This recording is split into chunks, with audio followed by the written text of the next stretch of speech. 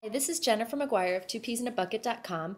This is part 3 in our second week of the Thinking Inking class, and this week is about embossing powders. Today I'm going to focus on distress embossing powders. All of the embossing on this card were done with these distress powders, and they're very different than others. So I'm going to show you some of the fun things that you can do with them. First of all, I've got a Hero Arts Flourish stamp, some distress inks, and some distress embossing ink. You can use any embossing ink, but I like the distress the most because it's sticky. And these are distress embossing powders.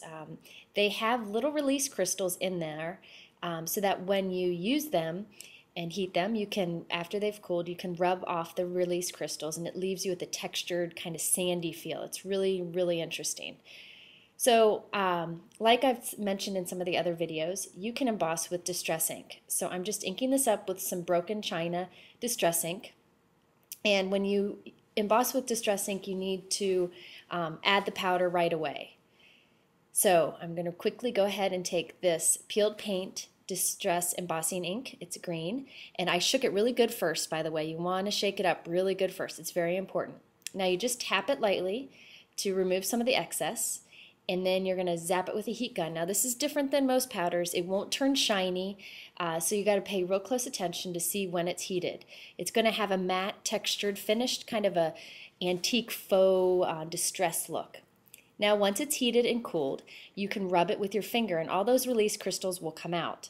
And you can see them coming off here, they'll brush off, and it reveals some of the color from below. That's what's really interesting about this. Now you see that blue spot in the middle? I didn't heat it up really well there, and so that came all off there. But you can see these other spots where I did heat it, you can see the blues start to peek through.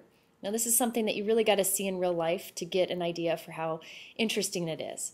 But what's nice about these distress powders is they aren't shiny. They've got great texture and feel to it. And here you can see some of the blue peeking out from the green. It's really neat because depending on what color you stamp with first, that the final look is different, even if you use the same powder. So now I'm going to show another way to do this. This is with the clear distress embossing ink, so you can use any embossing ink here. So I'm going to stamp this and then I'm going to use the same powder and you can see how different the results are. So you want to press this firmly and then go ahead and shake on some more of that peeled paint embossing powder. Now, depending on how much you tap off, you'll remove more and more of the powder. It just depends on what you want. Okay, so this here on the right is with the embossing ink under it, the clear ink. And you can see the difference between this and what I did there on the left before with the blue ink underneath it. So you can see this is just revealing the color of the paper below it. So that's the difference between using a colored ink and the clear embossing ink. It really either gives a they give a different look, but they're both interesting. So that little piece there in the middle was done with the clear ink and then the distress embossing powder.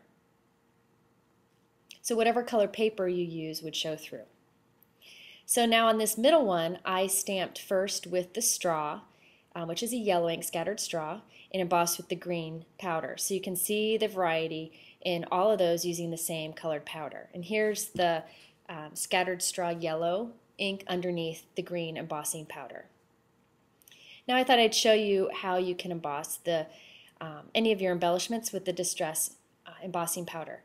Since this powder gives a unique texture, you're going to get a totally look than if you used another embossing powder, which usually ends up shiny.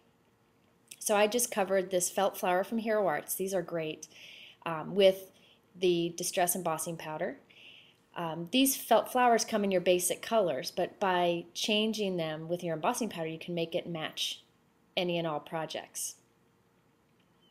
So now I'm going to heat this up, and I'm working on that craft sheet again from Ranger, and this baby can withstand any kind of heat and any kind of substance you get on it will come off. So if you melt embossing powder on it by accident, it'll scrape right off. Paint will come right off. It doesn't matter. So I like to work on that at all times. So there's a close-up look at what those felt flowers look with that powder on it. You can see how neat the texture is on it. I also wanted to mention that I stamped and embossed on the backgrounds of these cards. This one was the yellow scattered straw ink embossed with the yellow scattered straw embossing powder. And this was the broken china distress ink embossed with the faded blue jeans ink or embossing powder, which is a little bit different, but it gives a really unique tone-on-tone look with texture. And this is the peeled paint ink embossed with the peeled paint distress powders. So you can see there's a lot of varieties that you can get out of these. They're more versatile than most embossing powders. For more ideas and a PDF for this, please visit twopeasinabucket.com. Thanks.